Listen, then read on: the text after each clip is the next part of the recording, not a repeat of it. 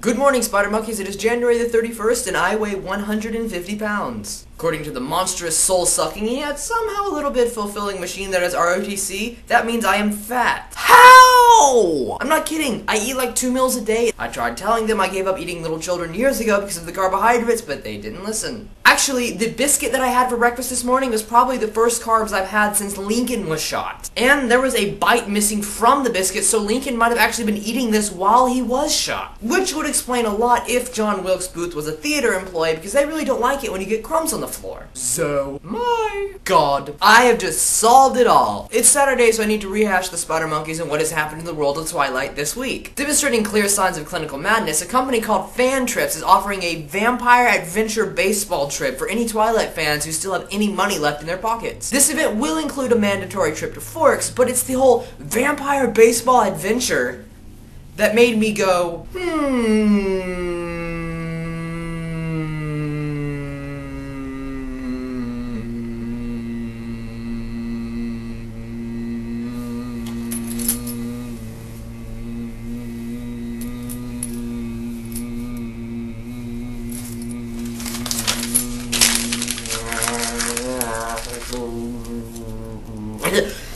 out of air. Now when the trip leaves Forks to go to Portland, Oregon, fans will get a chance to see the world-famous Portland Beavers at work playing baseball. I don't know what sort of beavers they raise in your town, that's what she said. The ones in Portland seem to be bandwagon beavers, who are using Twilight just as an excuse to get people to watch them play baseball. Other events involve temporarily living with Redskins, and I can say that, I'm an Indian, getting all wet inside of a river, and, surprise surprise, playing vampire baseball. Nice try, guys, but I think I'll stick to summer school in Forks. Also concerning the savage Redskins, if you are one, you might be in luck. Not only can you legally gamble and drink firewater at the age of 12, you might have a good chance of playing in the New Moon movie. For obvious reasons, the casting director behind New Moon needs a lot of Native Americans to openly audition for the new movie. All they requires that you look youthful, and throwing tomahawks is a plus. Squaws need not apply. Links in the sidebar. Off topic, but the Indians inside of Peter Pan are some of the most horrendously racist characters I have ever seen allowed on public television. You know how in the top corner of TV shows they've got like D for drugs and V for vine-ripened tomato content? They also need a CD for classic Disney content. We grew up with that stuff, and now our economy crashed and jelly prices are through the roof. Connection? Probably not. Toothbrush? Toothpaste.